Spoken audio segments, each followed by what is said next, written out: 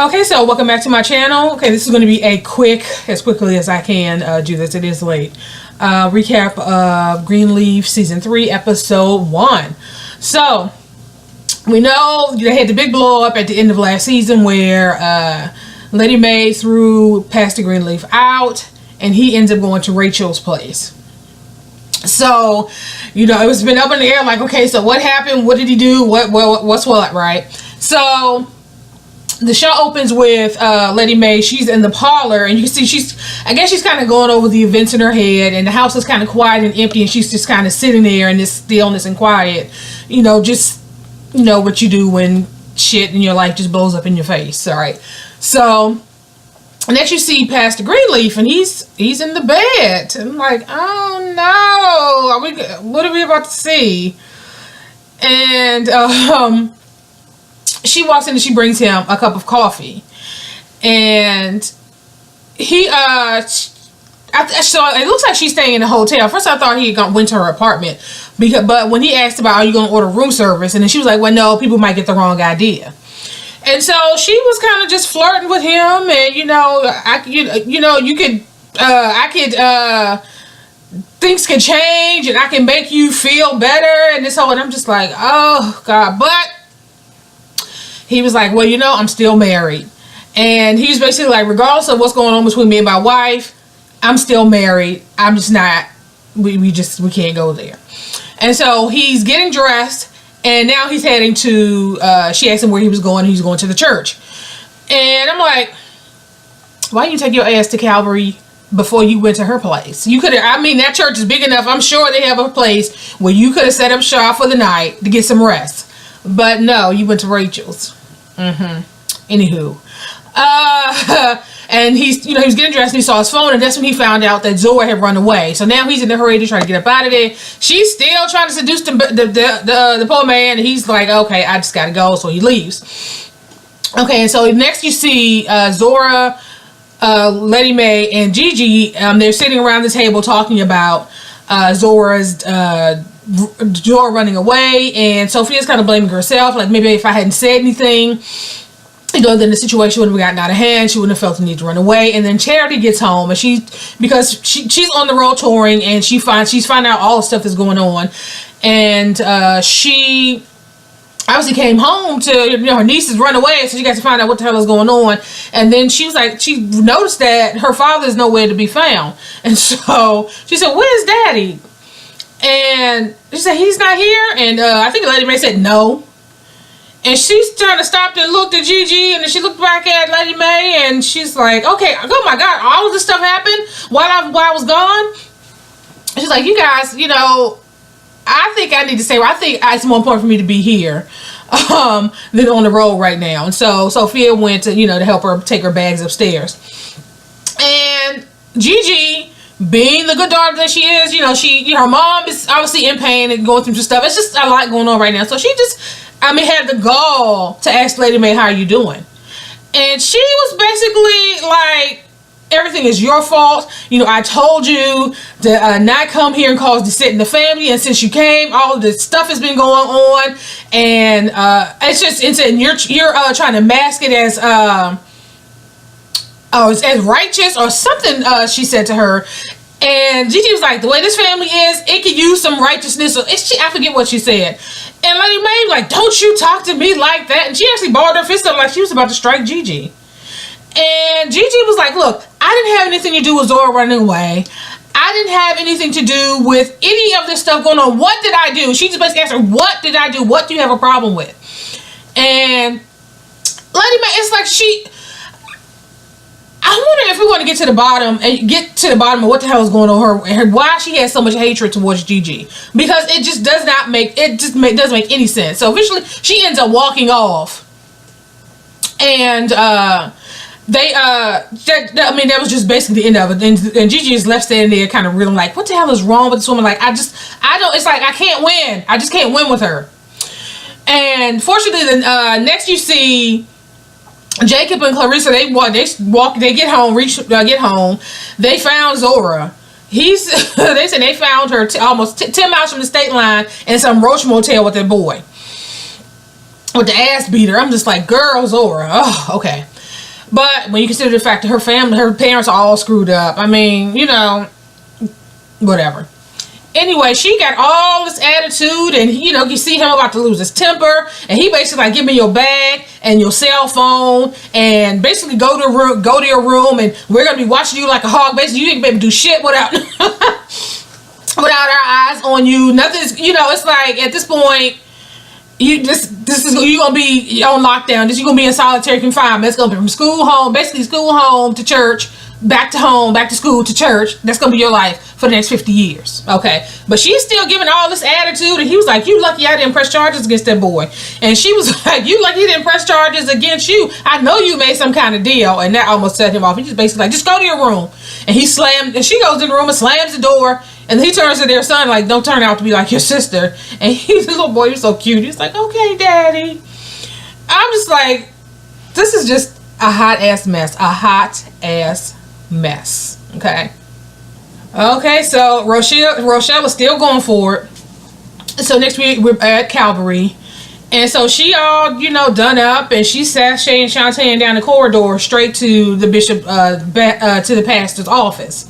And so of course this receptionist is like, are you excuse me, like she was just gonna breeze past her and just walk into his office. Like, are you here to see the pastor? She was like, well, is he available? Initially she said no, because, you know, she can kind of sense that something is up with this woman.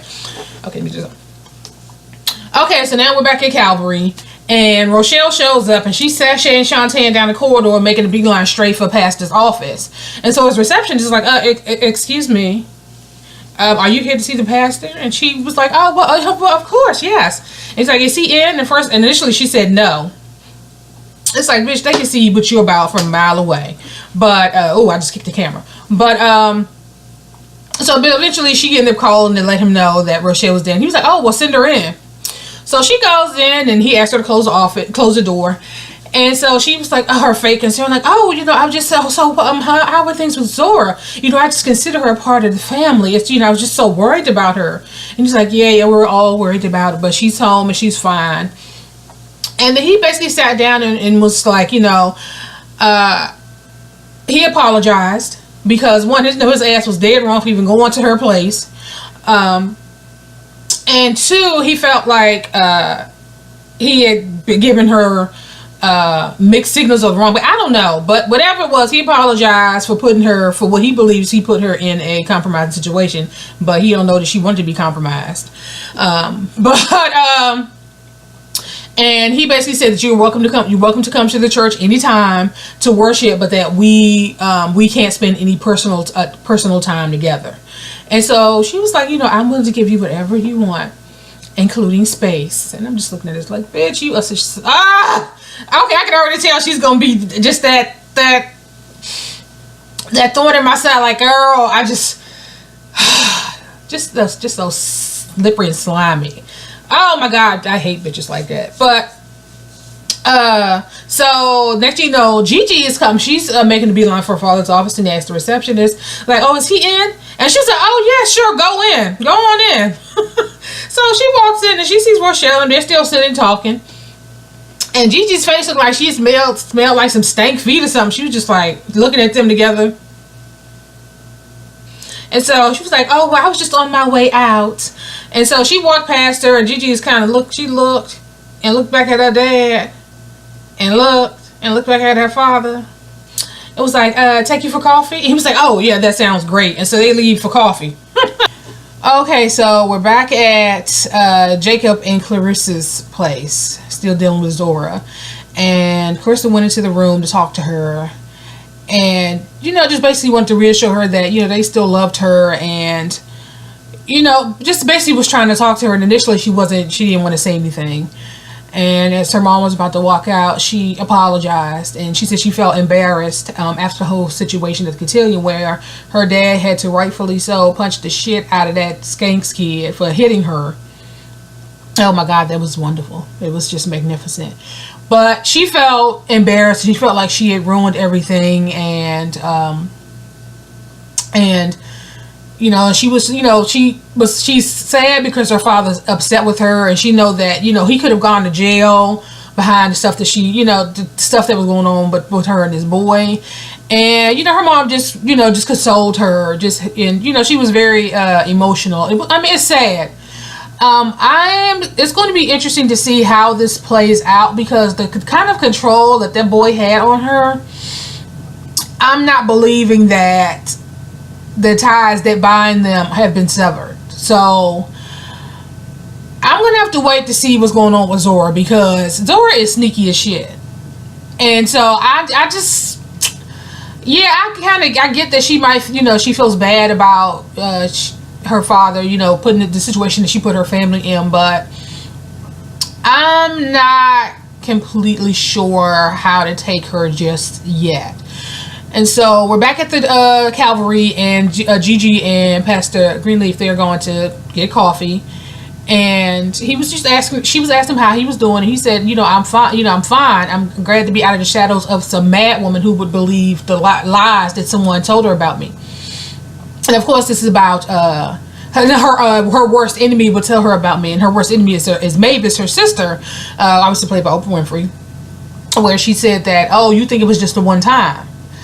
So and Gigi's like, well, are they lies? And he's like, what? He said, well, are they lies? And then his reaction, based on his reaction, she was like, oh my God, they're true. And he basically was like, just stay out of it.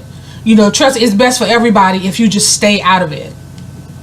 So we're gonna see how that works out.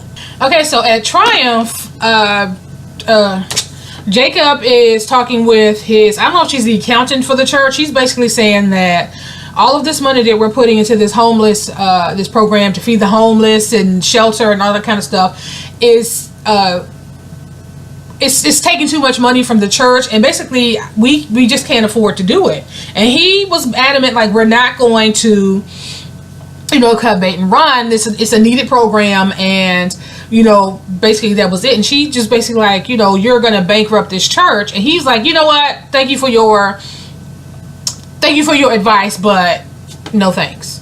And so she walks out, and the whole time Tasha Skanks, Lord, that name suits their family so well, Skanks, she's ear hustling. And then after the woman walks out, she walked in, and she was like, she would never talk to Basie like that. If I was you, I would let her go. I'd fire her. I'm like, okay, Tasha. But so he kind of, and she walked out, and you can see he was sitting there mulling it over like, I'm like, I don't know if you should be making moves like that, because are you still kind of new? And she's been a member of that church since its inception, I'm assuming. I don't know how well that's going to go over when you start firing people. I don't know if that's the best move. But then again, that's the whole point, because Tasha's there to shake shit up, basically. So yeah, I don't know. So we don't know right now if he's going to take her advice and fire the woman. Okay, so Charity and Kevin, they're still going through it, and he wants to spend more time with his son, which he has every right to do. And Charity is still feeling some kind of way because of the way he left. He just left a note and just was MIA for, I don't know, for an extended amount of time. Nobody knew where he was, and it was only he only resurfaced after they found out that him and oh boy son was shacking up. So their relationship, it's just messy, and they're gonna have to figure it out to be able to co-parent, but that's just a terrible situation. That was just kind of screwed up what Kevin did. Charity is not innocent in this situation by any stretch of the imagination, but the fact that he was having all of these issues with his sexuality, and he still attached himself to her and her family, and when he, without dealing with the problem issues that he had, and then he waited until after it's like you went through this whole dating relationship with her, you went through this whole engagement with her, you went through this whole wedding thing with her, the honeymoon thing, and then you have a kid, and then all her marriage blows up in her face. So I do feel terrible. I feel horrible for her, because she was misled. She got into it, just her relationship just wasn't what it was, and I can understand her being hurt and upset. but at the same time, this is the situation that you are in. And if he just wants to spend time with his kid, then I don't see a problem with that. But I also understand where she's coming from, how you just disappear. You got in your feelings and you just disappeared. And how do I know that you're not going to do that with my child? So Kevin has put himself in a bad situation.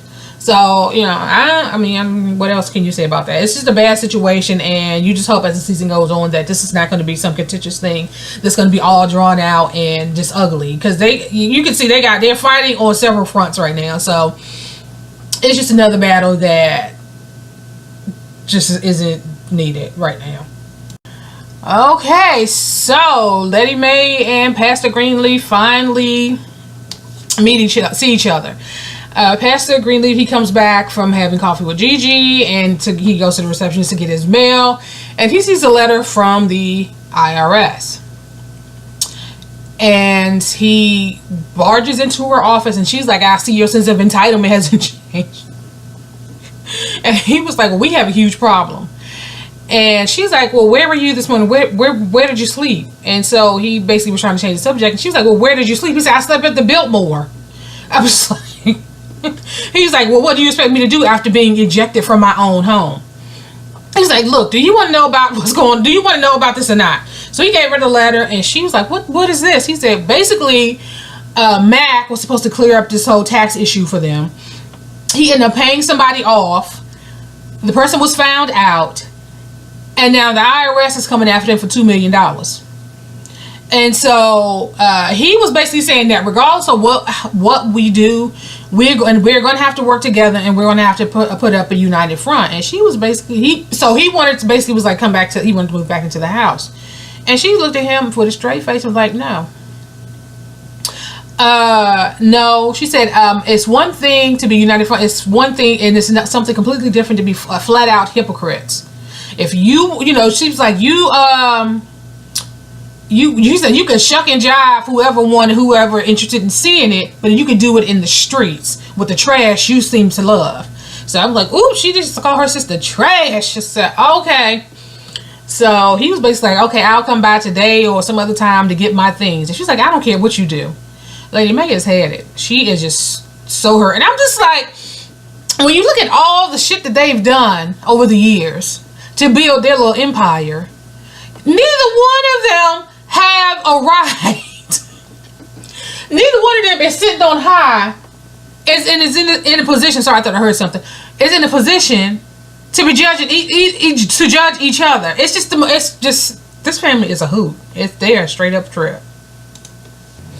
Okay, so now we have Charity, Jacob, and Gigi. They're sitting around talking, and Gigi is trying to convince Jacob to talk to his mom because that's her golden boy, and try to convince him to take their father back.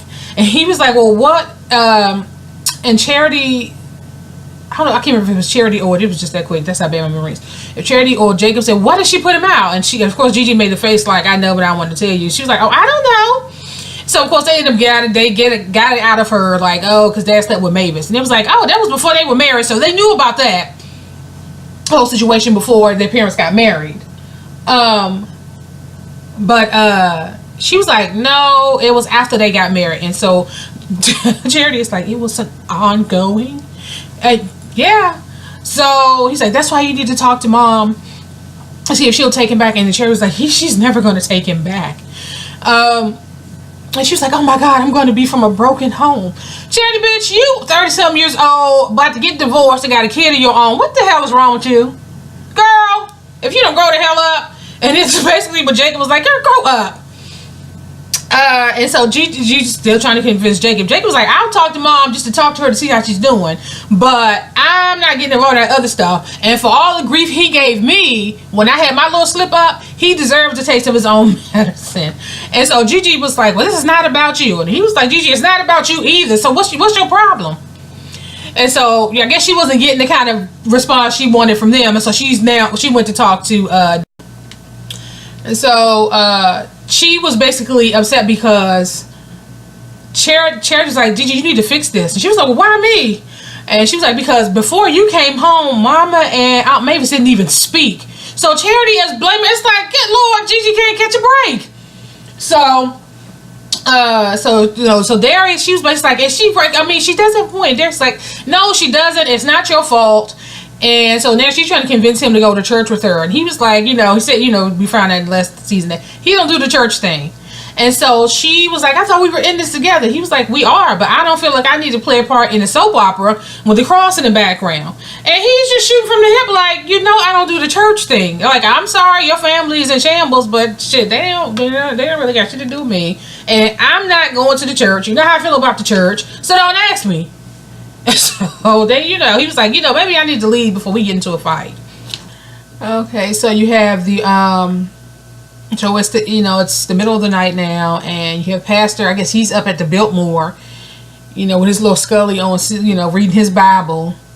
And Mavis, of course, she's at home and she's just sitting up, just playing over. You can see the events are playing over in her mind, and they're probably thinking like, God, this is the first time in so many years that we haven't slept together. I don't know why the scene won't stay paused. It's the first time in many years that we haven't slept together. We haven't slept in the same room, and so that it's kind of sad to watch, even though they both full of shit.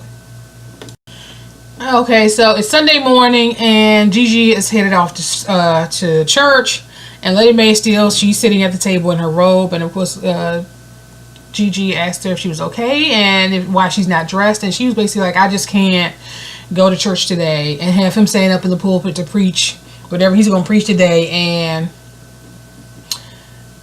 I just feel like it's just a bunch of bullshit. Like, I don't know how he can preach the word and he ain't right, we ain't right.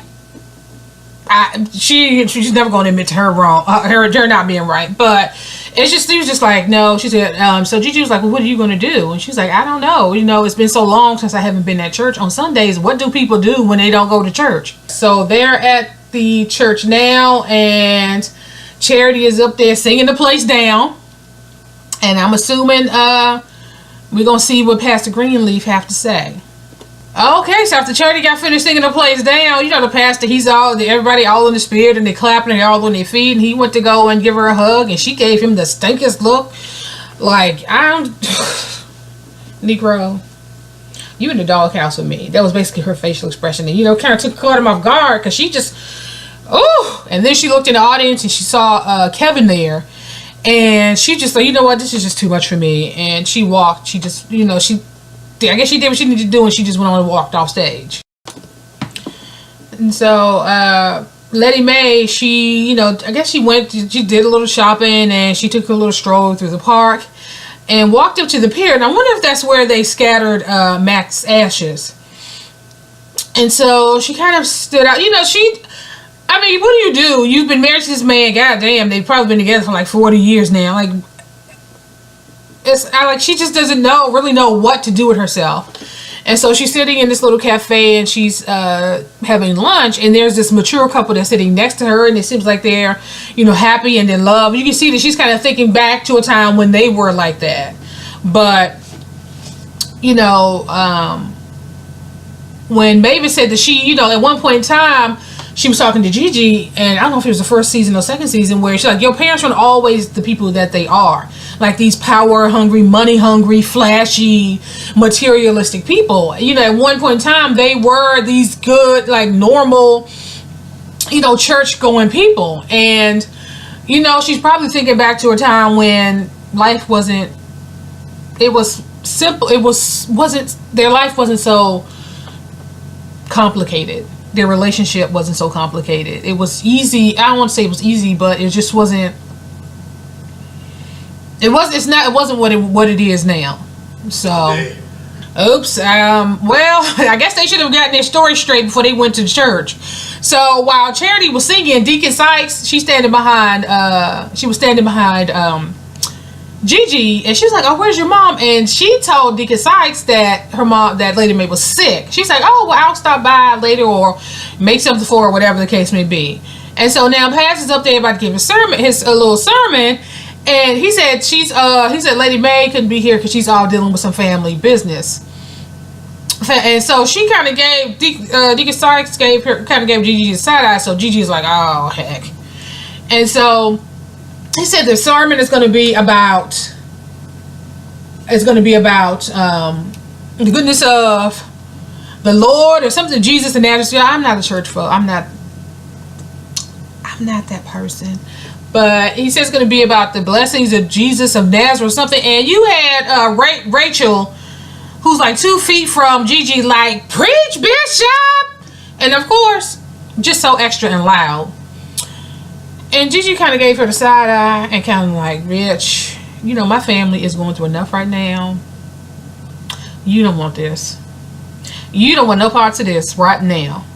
So of all the places she could have ended up, she ended up going to Triumph, where she runs into Tasha bullshit ass. And so she's standing there setting up the little snacks and stuff, coffee and stuff. And she starts talking to Lady Mae. And it's like, oh, you know, I heard this story about this first lady. After 20 years of marriage, her husband left her for another woman.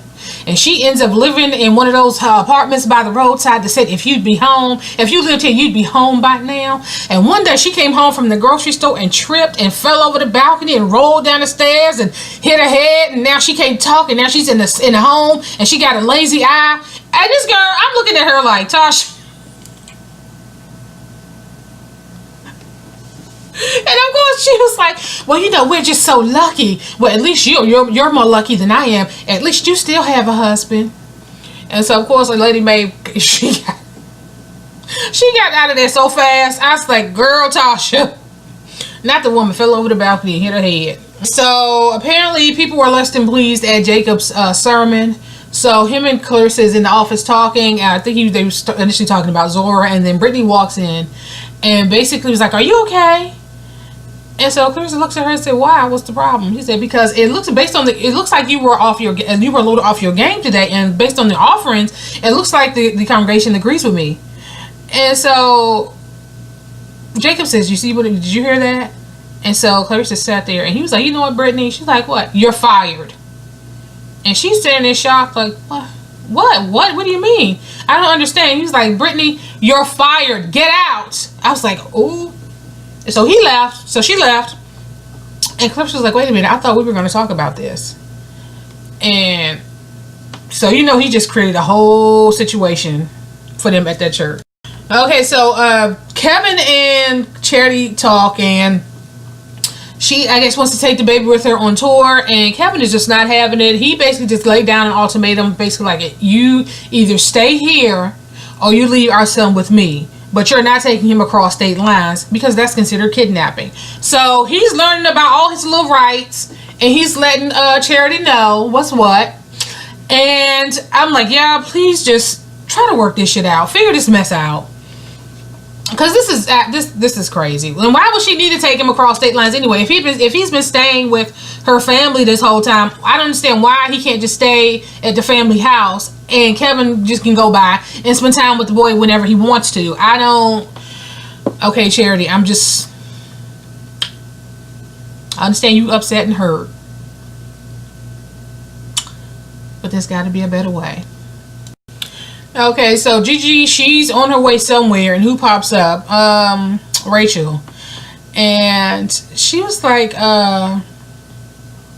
you know, I heard that you have some projects that you have in the works. So just let me know if you ever need help with funding, because, you know, finances is my thing. And Gigi was like, you know, I might take you up on that offer. And so, and she was like, oh, and I'm glad that Zora's okay. And she said, oh, God is good. And she's like, all the time. And she walks off, and Gigi's like, oh, okay.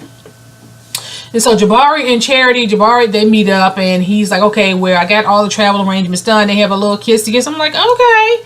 And she has to tell him that she can't leave right now. He's like, well, you're under contract. He's like, this is my child. Like, Kevin is not going to let me take the boy. Lord, I just got his name that quick. He's not going to let me take the baby with me. And so I have to figure things out with him. And so Jabari's kind of sitting there like, okay.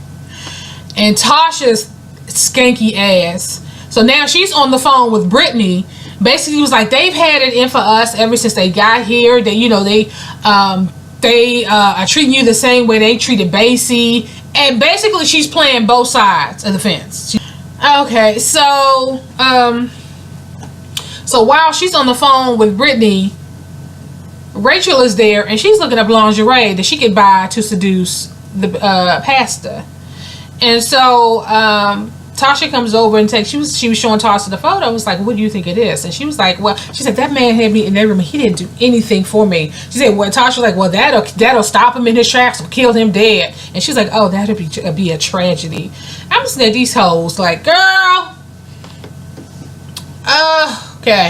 Okay, so Gigi meets Darius for lunch, and she basically talks to him about how she's on to, I think her name is Rochelle. I think I said what's calling her Rachel.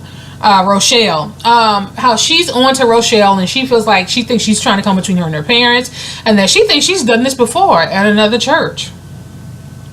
And how she's not going to let this happen. This is not going down on her watch. And she's basically found her crusade for this season. So that's going to be her situation.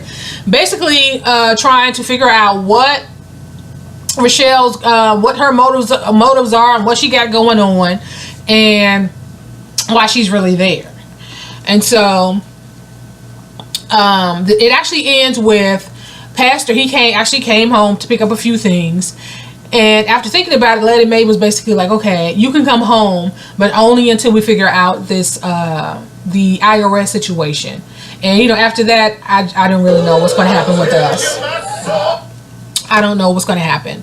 So, yeah, I think this is going to be a better setup for me to record as I'm watching the show, because my memory ain't all that great, and I would, all that I just said, I'm sure I would have missed some things if I'd watched it and then tried to come in and record a video. But I'm gonna figure this whole lighting situation out for the next video. But I'm gonna end this here, because for a person that has to get up at 5 a.m., this is way past my bedtime. So I got to go, and I will talk to you guys in the next video.